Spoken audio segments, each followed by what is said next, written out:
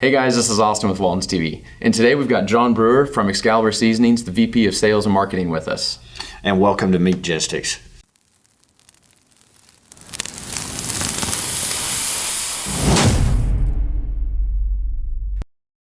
For a coupon today, when you're shopping at WaltonsInc.com, use the coupon code Meatgistics28 when you're at your shopping cart or checkout to save 15% off of all of the items featured in this video today. For our new item today, we've got a brand new product from Excalibur Seasonings. We've got a blue cheese and apple summer sausage or snack stick seasoning. It's brand new for us. Check it out at WaltonsInc.com and try it out also with our high temp blue cheese.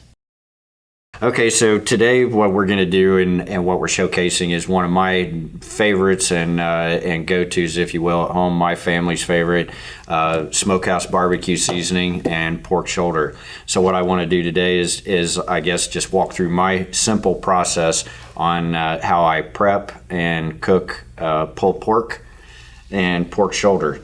So my first step is I like to cover my pork shoulder with mustard, and the reason for this is it's going to seal in those juices once we start to create a bark when it goes on your grill or in your smokehouse.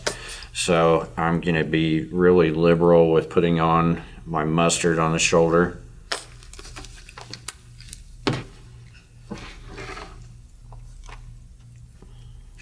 And again, what this does is once we go into the cook process, this is going to help seal in all those juices inside our shoulder. So I like to add the smokehouse barbecue, of course, after we get the mustard on. And as you can see, Austin is pouring it on pretty liberal, and that's one thing that I like to do as well. Generally speaking, when I do a shoulder, I'll use an entire shaker of the smokehouse barbecue. So once you get your mustard on, one thing that you want to be careful of is that you don't want to rub it around too much after you get your seasoning on. Typically, once I get my prep done, I like to foil tint this or wrap it again, and then in turn it'll go back into your fridge for at least 12 hours. If we can do it for 24 hours, that's going to be optimal. But 12 hours I like to consider a minimum and overnight. And what that does is it allows the flavor to start to penetrate the meat, and in turn we're also going to help get a really good bark once we go into the smokehouse or your grill. If you're going into the smokehouse, we're going to hold temperature at 250 degrees.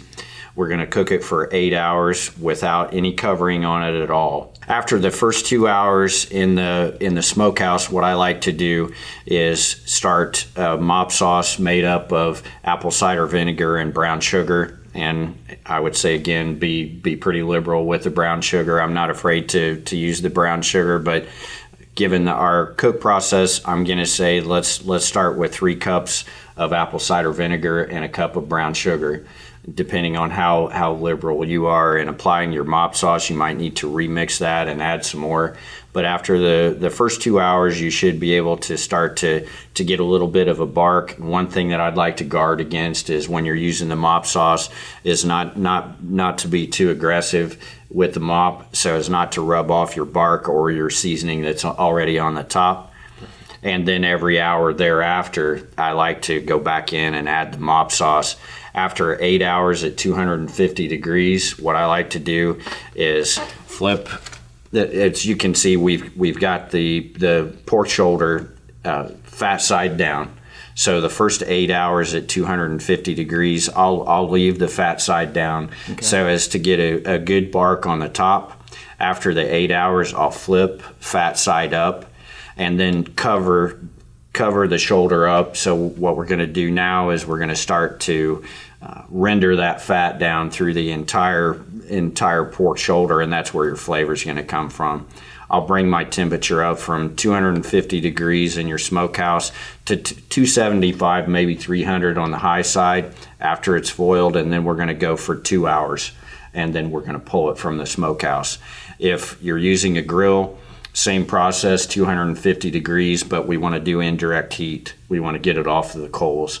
So that's my process. This is one of my favorite things to do. It makes fantastic pulled pork This is what our finished product is going to look like. Obviously, we haven't pulled the pork yet, but as you can see, we've got a nice glaze, a nice bark over the top of it, and all that's going to do, once we start going in and pulling the pork and separating, that flavor is going to run through the entire product.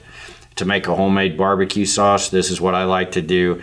I use the pan as a drip pan. So those drippings from the mop sauce, I will drain the majority of those drippings off, and whatever's left, I like to add a little bit of the smokehouse barbecue, ketchup, mustard, and blend that all together and mix it in a little bit with your pulled pork after you've done it. That's an option, not necessary, but an added tip that I wanted to throw in. Yeah, that sounds awesome. It is awesome. It's one of the simplest things to do, and one of my favorite things to cook at home.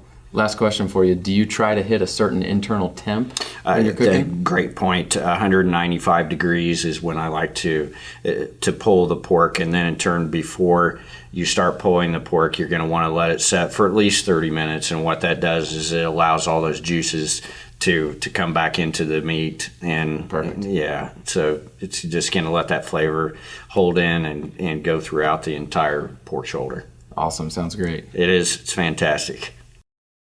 Okay, our meat hack for the day is a great tip, and I think a lot of people take this for granted.